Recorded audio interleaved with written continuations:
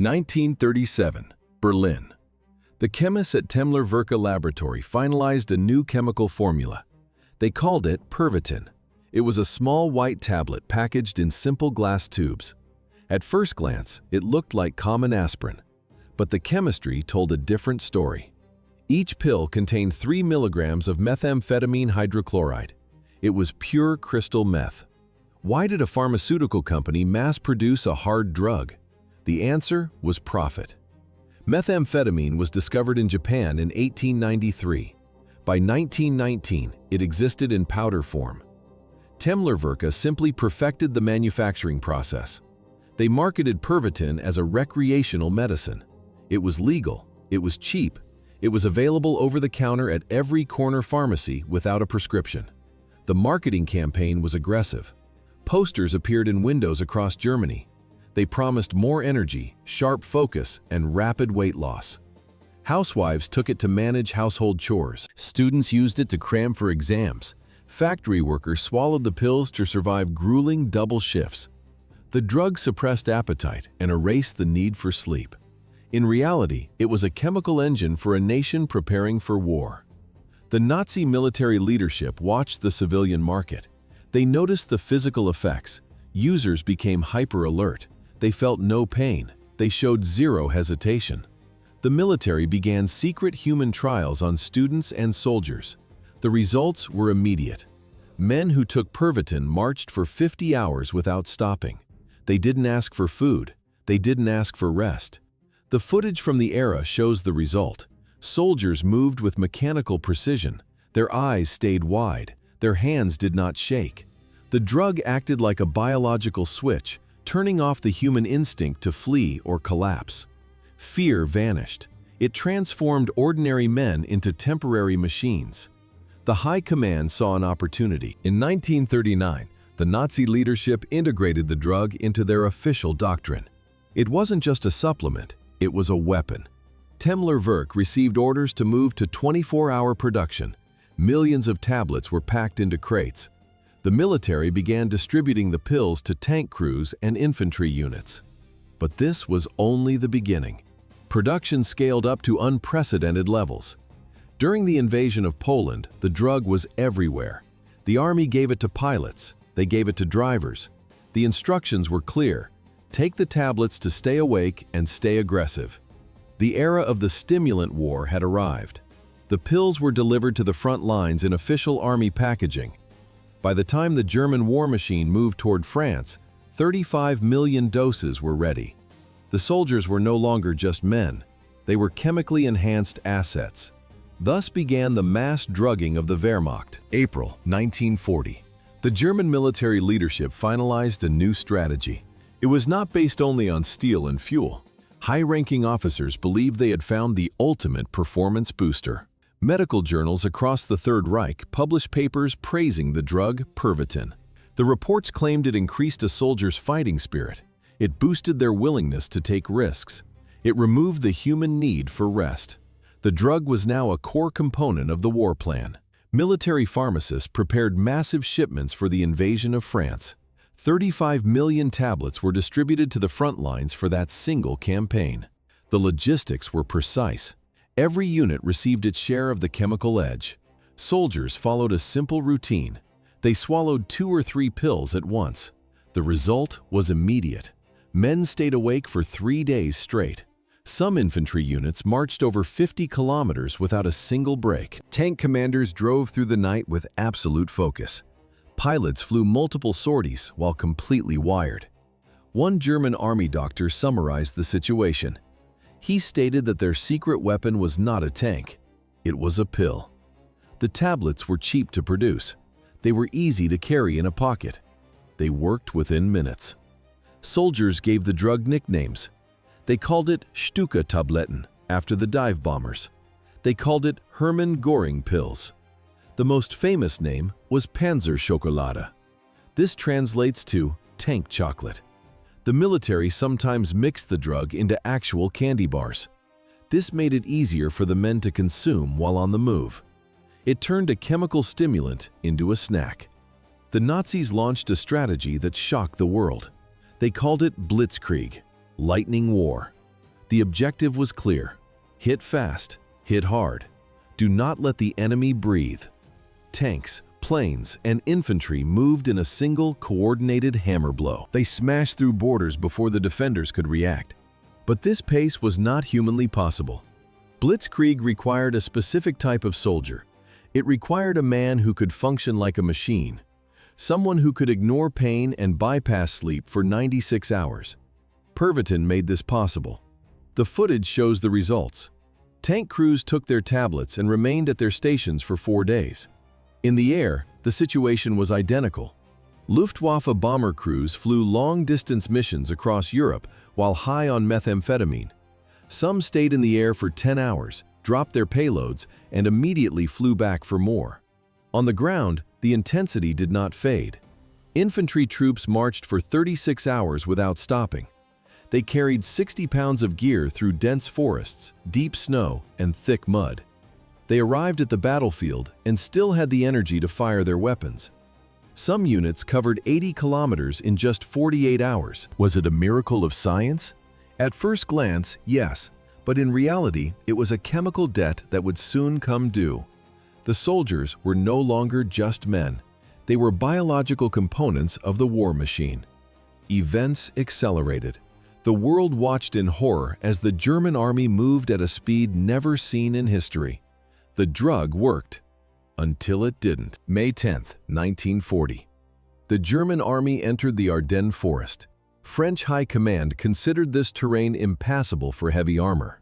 Dense trees, narrow paths, and steep ravines acted as a natural wall. They expected a slow infantry advance. They were wrong. Why did the French defense collapse? The answer was speed. But this speed had a chemical source. The German Wehrmacht moved through the forest in 3 days. They bypassed the Maginot Line and caught the Allies in a trap. Thousands of tanks and trucks jammed the narrow roads. The soldiers did not stop to rest. They did not stop to eat. Most of them had not closed their eyes for 72 hours. The footage shows drivers staring straight ahead with wide, fixed eyes. This wasn't natural endurance. It was Pervitin. Each tablet contained 3 milligrams of methamphetamine. The logistics were precise. Army commanders received clear instructions. Every soldier was to take 2 tablets per day. During night marches or active combat, they took more. 35 million doses reached the front lines in a single season. The drug suppressed hunger, thirst, and the basic human need for sleep. But this was only the beginning. The drug had a violent cost. When the chemical high faded, the crash began. The transition was instant and brutal. Soldiers reported sudden waves of dizziness. Their muscles failed. The sound of a falling branch sounded like an artillery blast. Paranoia set in. In the frame, a squad of soldiers collapsed on the roadside. They are conscious but unable to move their limbs. It got worse. The chemical withdrawal caused hallucinations. Soldiers saw enemies in empty fields. They fired their weapons at shadows. Some men became uncontrollably aggressive, attacking their own officers. Others fell into a catatonic state, staring at the ground while the battle raged around them. There was no mistake. The drug was breaking their minds. By late 1940, the medical reports reached Berlin. Military doctors documented a surge in heart failure and psychosis. They saw young men with the shaking hands of the elderly. They recorded cases of permanent insanity where soldiers screamed about invisible attackers until their throats bled. But the High Command ignored the warnings. The drug produced results on the map. Methamphetamine didn't just provide energy, it stripped away empathy. It created a state of cold, detached aggression. The soldiers became tools of pure kinetic force, disconnected from fear and morality. The military doctors watched the breakdown. The generals watched the clock. The invasion continued. The Schutzstaffel, known simply as the SS, this was not a standard military branch. They functioned as Hitler's personal executive force, bound by an oath of absolute obedience. Their primary task was the management of the death squads and the concentration camp system. They controlled the gates of Auschwitz, Treblinka, and Majdanek. Why did they never hesitate? At first glance, it was ideological training, but in reality, a chemical engine drove their cruelty. Extensive records and forensic evidence point to a systemic issue. SS members were not just soldiers, they were addicts. They consumed high doses of Pervitin, a potent form of methamphetamine. They also used morphine and various opioids. This was a calculated chemical strategy. Methamphetamine induced a state of hyper-alertness and intense aggression. Morphine provided a layer of emotional numbness. The result was a deadly cocktail. One drug provided the energy to kill. The other provided the coldness to watch. Nazi high command viewed these substances as tools. Some doctors claimed the drugs were essential to maintain a cold-blooded demeanor during mass executions. Others ignored the side effects entirely. They focused only on the body count. For the SS, the human cost was irrelevant. Only the result mattered. The footage from the camps reveals the next stage of this horror. Doctors like Karl Klauberg and Edward Wirtz turned the barracks into laboratories. They did not use animals. They used prisoners as expendable test subjects. The experiments were brutal. At Auschwitz, Dachau, and Sachsenhausen, doctors injected victims with massive doses of methamphetamine. They wanted to see how long a human body could function without food or sleep. The sound of rapid heartbeats filled the rooms. The camera records the aftermath. Bodies pushed until their hearts literally exploded. In Dachau, the cruelty took a different form. Guards forced prisoners into tanks of freezing water. They administered meth to see if it could extend endurance against the cold. It failed. Other victims were starved for weeks while under the influence of stimulants. The goal was to find a way to keep a soldier alive on chemicals alone. Most of the victims died in agony. There was no scientific value. There was only torture. But the drugs also destroyed the executioners. SS officers drifted away from reality. High-ranking guards suffered from chronic hallucinations. They saw enemies in empty corners. They heard voices in the silence. One specific incident occurred at Majdanek. A guard opened fire on a group of silent prisoners. He claimed they were whispering plots inside his head. In reality, no one had spoken a word. It was a meth-induced psychosis. Another officer was observed in a state of physical collapse. His body shook violently. He could not stand. Seconds later, he entered a chemical rage. He attacked a prisoner and beat the man to death with his bare hands. The officer had no motive. He had only a drug-fueled impulse. The SS became a machine of steel and chemicals. They were high on the very substances they tested on their victims. This was the dark reality of the Third Reich's elite. The regime eventually collapsed under its own weight. White foam around the lips, violent shaking. Witnesses observed the officer collapse into a drug-induced breakdown. By 1943, the situation reached a breaking point. Drug abuse within the SS was no longer a secret. The Nazi leadership began to receive the first reports. The data was alarming. Internal documents described officers as unstable and unpredictable. Some were classified as clinically insane. These men were no longer functioning as soldiers. They stopped following military protocol. Instead, they engaged in individual acts of extreme violence. It was a systematic collapse. The Nazi high command attempted to intervene. They issued orders to restrict the use of Pervitin. They focused specifically on the SS units. But the initiative failed. The addiction was already deep. Minds were breaking under the chemical strain. Was it only ideology? History often points to indoctrination as the sole cause of Nazi cruelty. But the evidence suggests a chemical component. Methamphetamine did not create the hate. However, it erased the final boundary between discipline and savagery. The drug provided three things: energy, focus, and rage. It allowed men to commit atrocities for hours without fatigue. It fueled a level of brutality that the human psyche cannot normally sustain. The soldiers became machines of war, fueled by pills. Then there is the leader himself. Adolf Hitler did not just authorize the use of drugs for his troops. He was a heavy user. This was not an occasional habit. It was a strict daily ritual. His survival depended on a constant chemical flow. Theodor Morell was the key figure. He held the title of personal physician. In reality, he functioned as a high-level supplier in a medical uniform. He carried a black bag filled with syringes and vials. He was always within reach of the Führer. The inner circle was divided. Many high-ranking officials viewed Morell as a dangerous fraud. They saw a man who was injecting the leader with unknown substances. But Hitler's trust was absolute. The routine was simple. If Hitler felt a headache, Morell reached for the needle. If he suffered stomach cramps, the doctor prepared a dose. If the Führer felt tired, the chemicals were administered immediately. The footage shows the result.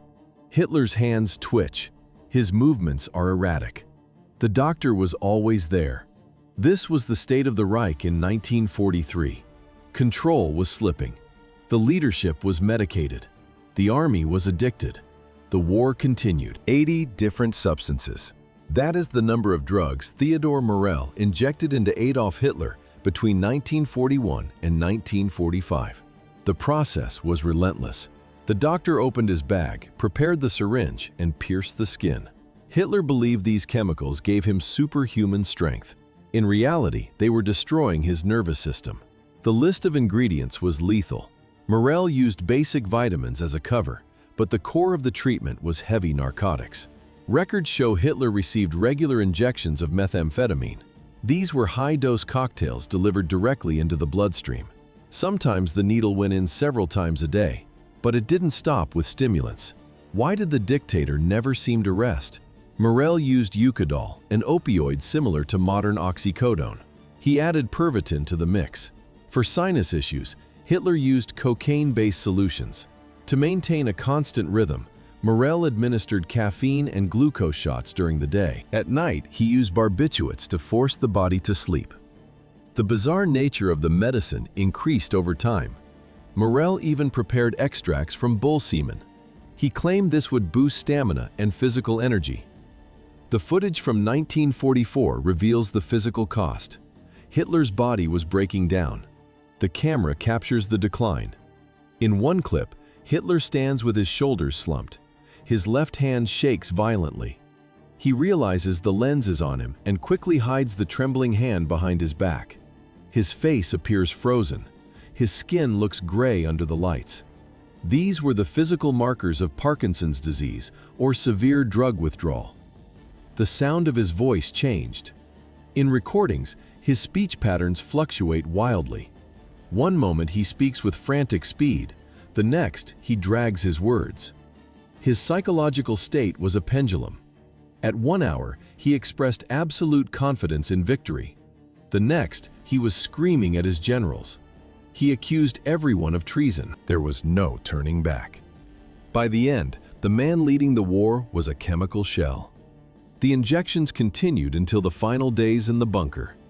The medical files remain as proof.